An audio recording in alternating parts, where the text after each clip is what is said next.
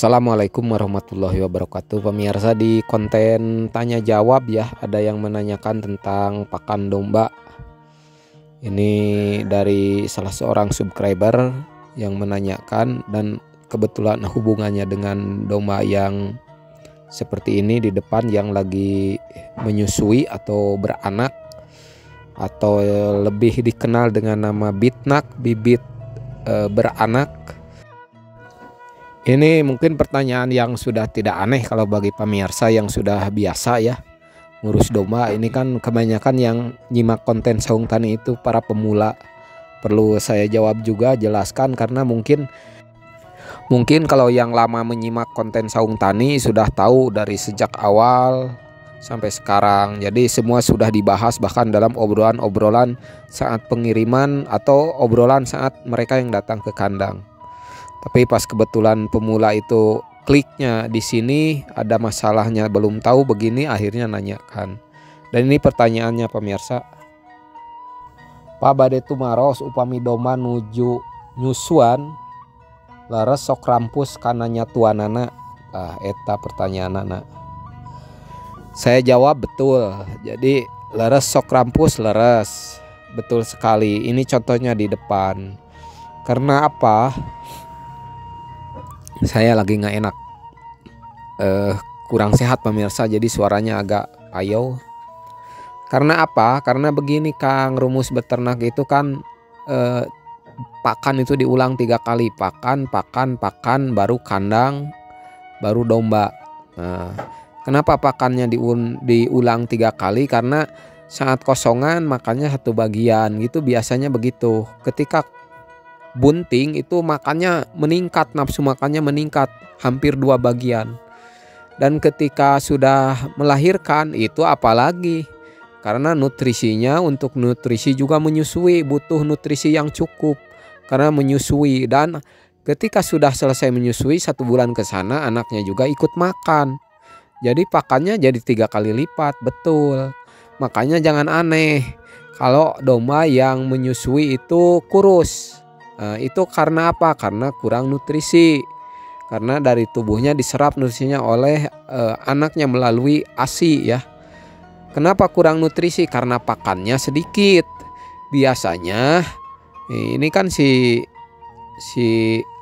Resi nih tadi saat kecil lahir, sekarang udah umur sebulanan. Kan beda pertumbuhannya. Saat kecil kan tergantung ke ASI saja. ASI sumbernya nutrisi makanan dari induk. Induk makanannya dari hijauan atau dari tambahan pakan lainnya gitu kan. Yang penting bisa mencukupi. Tapi ketika ini sudah 1 bulan begini, ini mulai belajar makan rumput tapi masih menyusui. Susu juga ASI tetap diserap oleh anaknya karena masih menyusui. Rumput juga sudah mulai belajar makan.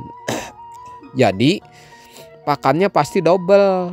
Ya, yang menyebabkan tadi kembali lagi ke laptop yang masalah kurus, domba menyusui kadang-kadang kurus, tidak stabil seperti ini yang di depan, yang induksi Resi ini. Itu karena kurang pakannya. Karena pakannya kurang, jadi induk itu kurus gitu. Karena repot, apalagi kalau anaknya lebih dari 1 ekor, ada 2, ada 3 gitu kan, nutrisinya harus banyak pula. Padahal sumber nutrisi itu kan dari pakan. Makanya pakannya pasti banyak, butuh kebutuhan banyak gitu. Jadi meningkat.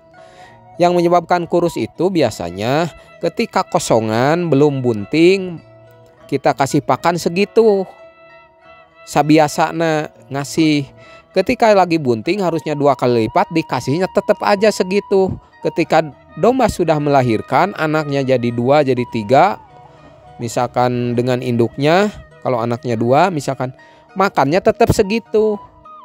Tidak ada peningkatan. Ya, itu yang menyebabkan kurus. Jadi harusnya ketika jumlahnya yang tadinya 1 segitu, 1 takar, ketika bunting harusnya 2 takar, ketika beranak harusnya 3 takar.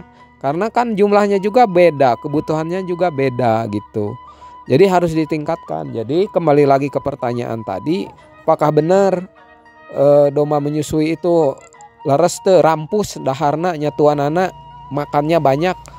Betul sekali, dan harus dipenuhi secukupnya gitu. Jangan diangerkeun, ditetepkeun. Kerkosongan sakitu, bunting sakitu, geus anakan sakitu begeng atuh gitu. Ya gitu, mudah-mudahan secara pengalaman, ini pengalaman saya, mudah-mudahan bisa membantu lah bagi para pemula yang biasa marabna ngan sakitu-kituna. Salam ngarit, salam beternak, bangga beternak, tetap semangat. Wassalamualaikum warahmatullahi wabarakatuh.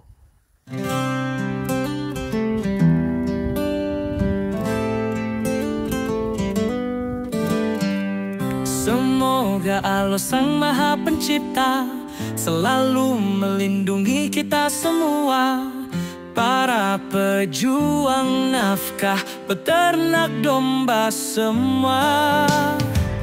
Jangan bimbang dan jangan sedih, karena jalan ini adalah jalan berkah. Walau penuh liku dan perjuangan yang tanpa kenal lelah. Jangan menyerah meskipun gagal menghadang, jangan berhenti, teruslah berlari, karena kesuksesan di depan telah menanti. Tetap berikhtiar, tetap berusaha, dan jangan lupa selalu berdoa. Berserah kepada Yang Maha Kuasa, bersyukurlah atas nikmat darinya.